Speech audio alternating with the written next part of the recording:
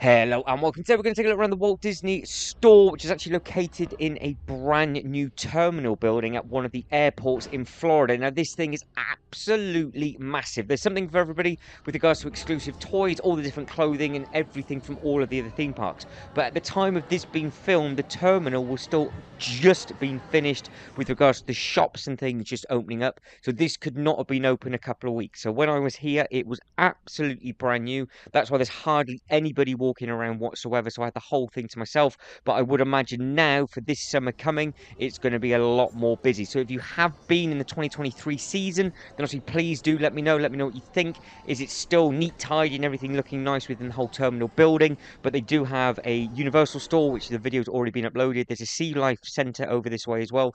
They've got all sorts of other weird and wonderful things with sort of imagination stuff all dotted around the actual terminal. So it is a good thing to go and explore. But what we are going to do today is actually take a look at everything that was available from the different Disney theme parks in Florida. And obviously you've got this massive castle as well.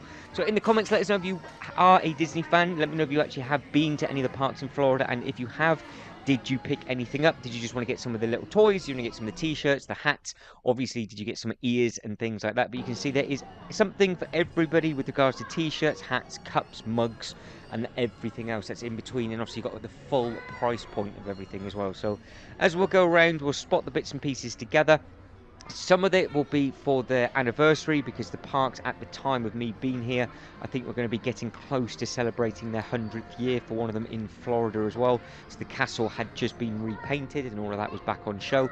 But as you go through section to section, you can see that you've got all the different characters and how all the different things sort of link to either some of the rides or just some of the movies as well. So this is very much a case of it's a last ditch effort if you did forget to pick anything up, or if you just wanted a few gifts and you didn't want to carry it around with you at the theme park, and you know that you're coming from this terminal, then you're absolutely laughing with regards to the Universal store that you can see directly behind. That's on 2 stories as well. That thing is enormous. And this, you've got everything with all the water cups, you've got the plastic mugs, anything. So you shouldn't get damaged. Obviously, when you're traveling through, if you've got a hard shell case and you're going to be putting that in the plane, you'll be fine getting all these ears, all the different sort of tops and jackets. There's plenty of selection for the big ones, small ones, male and female, and everything like that. So again, sport for choice with all the merchandise. I see a lot of people were just walking around the ears or picking up like little bags and things. But there is something for everybody. It's not my thing. I did not get a single thing from this store whatsoever. I went to the Disney park when I was there, but I have no intention of picking anything up. But it is nice to walk around and see, and obviously everybody really enjoying everything. But what they do have, obviously they've got Galaxy's Edge here, which is a different theme park, so that graphic looked absolutely amazing. They have got that actually on the outside of the shop as well, and they've got these huge LCD or LED displays, shall we say now, where they just flip between all the different theme parks, and some of the other theme parks do look absolutely fantastic. So if I was to go back, I would like to see that, because I just went to the normal Disney place, so it is slightly different. Obviously what's in each park is something completely different, but here you go, you can skip down to sort of where all the dolls are. You've got the Moana and everything like that, and then you've got a good selection of sort of different merchandise for the little ones and the big ones, and I do believe some of these will be exclusives to the actual theme parks only. So you won't be able to buy these online, you won't be able to buy these in the shops. You have to physically go to the theme park and pick them up.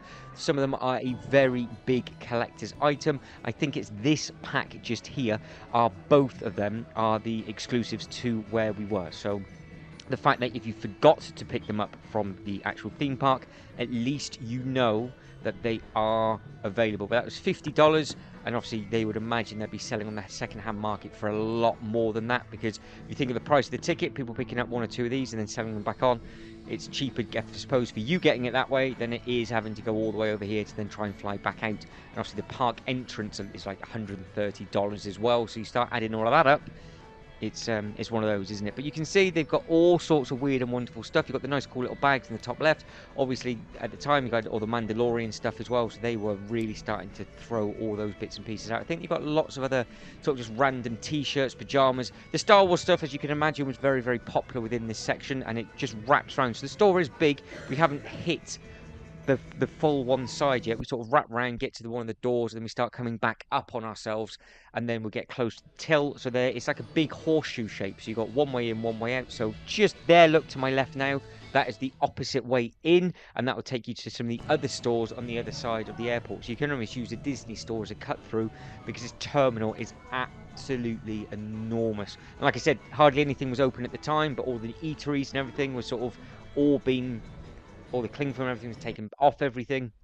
So it's going to be a very impressive place if I ever go back there again, just to have a look around and just see how much it's changed. And everything's just on a massive scale with regards to space. So you've got plenty of space just to walk around. But you can see you've got Buzz, you've got a lot of Toy Story stuff, you've got a lot of Pixar things. But we're right at the opposite entrance to where we've come in. So that is basically the full half horseshoe of it. But you can see these are the bags. These are really, really popular everywhere. They had these in Universal as well, sort of that leathery type feel, where some of them were on like hinges. They were really nice sizes. You saw loads and loads of people walking around with them.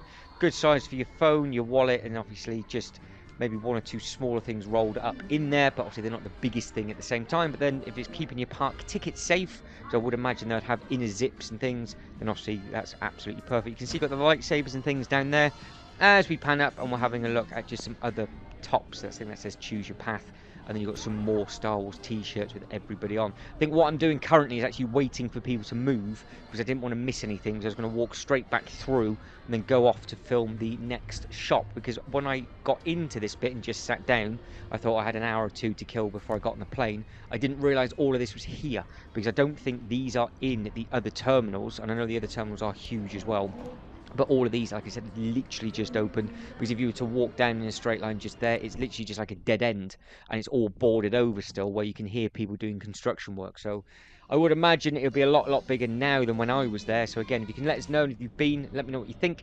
So you've got some other bits and pieces. Obviously this was a bit of a bust, I think. I don't think the film did very well, so I don't know how well the toys and clothes and merchandise sold.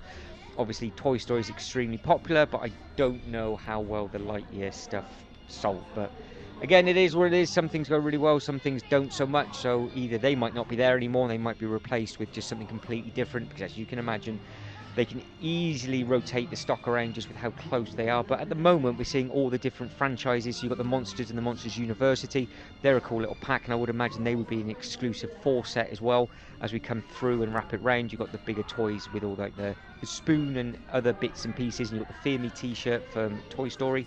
Then as we come up, you then got some random biscuits. So you've got the 50th year for one of them. I said 100th year, but I might be getting that mixed up with something else. So you've got the 50th anniversary for one of the parks. What park that would be? I think that is the main Disney park, because obviously that was the first one to open up, because when you were walking around the park, all of the food and drinks had the year on, and it had it all on like the big Coke bottles and things like that as well. So, but yes, you can see it's $7. Don't forget it's plus tax over in the States, just for a very small pack of sweets for you to get on the plane. So you got to be careful, because it's still expensive, and this was the time I went over where the pound was crumbling against the dollar. Bit different now, so it's not as bad. But over there, they would have been almost like £10 at that point just to pick up some sweets. Whereas normally in the normal local shops, they're about £1, £1.50. So you pay nearly £9 more for just having the privilege of getting them from the Disney store. And then the sensational exchange rate that we had at this time being filmed. So you can see you've got a lot of jewellery there just round by the till, and now having a better look at this castle. I thought this was quite a cool display. So it was the 50th, not the 90th or 100 that I made up at the start of this video. So they've repainted the castle. So the castle has actually changed colour. So if you do go to the main Walt Disney Park now, you will see that the castle is slightly changed. It's had scaffolding around it for a good amount of time. And obviously the Lego set that they had out, they've taken that off. And I would imagine they might re-release that castle with the new colour. But as you come through, there's a lot of sort of random stuff that's got 50th year on as well. It's things that I would never consider, but they've kind of thought of absolutely everything. And I was there before the Christmas period, so they do have like a little Christmas section, and I would imagine that would be like their seasonal stand. Well, that will change for Halloween, that will change for the summer. So you just dread to think how big their stock room is if they've got this amount of stuff in an airport shop. But I think it's very, very well stocked. But guys and girls, I'm slowly starting to run out of time. So if you can like this video and subscribe to the channel, that'd be absolutely fantastic. There is a full playlist available of all non-Lego related bits and pieces. We've got different bits of accommodation. We've got all the hotels where I stayed at where they were linked with another Lego trip. So for example, like Legoland Florida and things like that. And then we've got all of the airport bits and pieces and all the travel side of it. And if you're into your Lego side of stuff and you just happen to be watching this, there are multiple playlists available from all around the world, Dubai, Billund, Windsor, and further afield, of all the different parks, how you get there, and all the accommodation bits. But you can see now with a full pan, with nobody there, I don't think I'd ever be able to do that again now, as I can imagine this store be absolutely heaving, just like the UK stores. I'm going to leave you with these cool displays. You can see this is just on the side of the Disney store, and it just flicks around. I think it looks so impressive. You can literally just sit on the bench, and it has got a little bit of noise as well. So obviously I've taken all the noise off, but you can see it just flips around and rotates around the different parks, and it's just a very, very good selling tool. But look at the size of the screen. It is huge. But that is it. I am done. So guys, as always, thank you very much for watching. You lot take care, and I'll catch you next one. Ta-da.